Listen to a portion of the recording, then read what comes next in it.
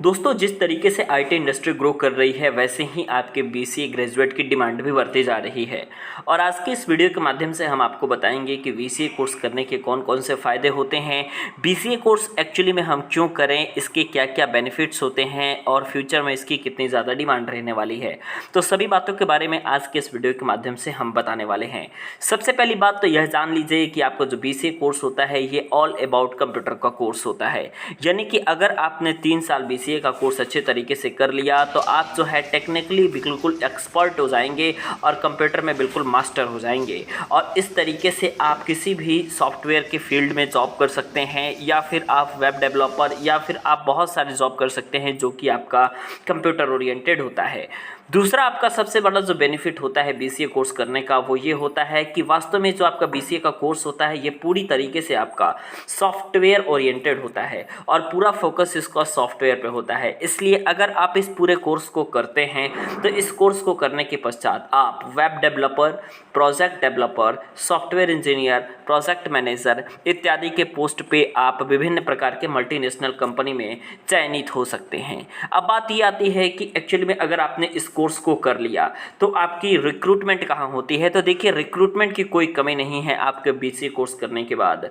BCA course करने के बाद तमाम सारी मल्टीनेशनल कंपनियां हैं जैसे IBM, Oracle, Infosys, Google, HCL, Wipro, Tech Mahindra, Accenture और डेल जैसी मल्टीनेशनल कंपनियां बीसीए ग्रेजुएट को रिक्रूट करती है। तो ऐसे में बीसीए जो कोर्स है उसका डिमांड दिन प्रतिदिन आपका बढ़ता जा रहा है।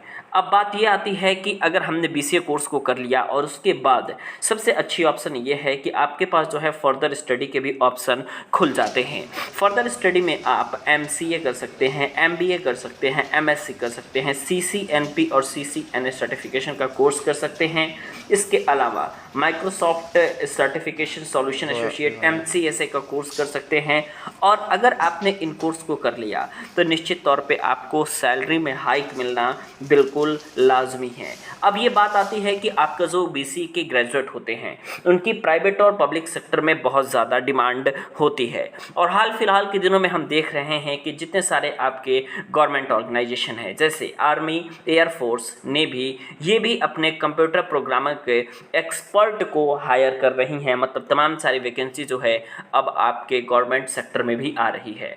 अब अगर हम बात करें कि अगर आईटी फील्ड में अगर आप जाना चाहते हैं और सॉफ्टवेयर से रिलेटेड आप काम करना चाहते हैं और अच्छे तरीके से अगर आपने बीसीए के कोर्स को किया हुआ है तो आपकी जो स्टार्टिंग सैलरी पैकेज रहती है ये आपकी पर मंथ 20,000 से लेके 40,000 तक की आपकी सैलरी पैकेज रहती है।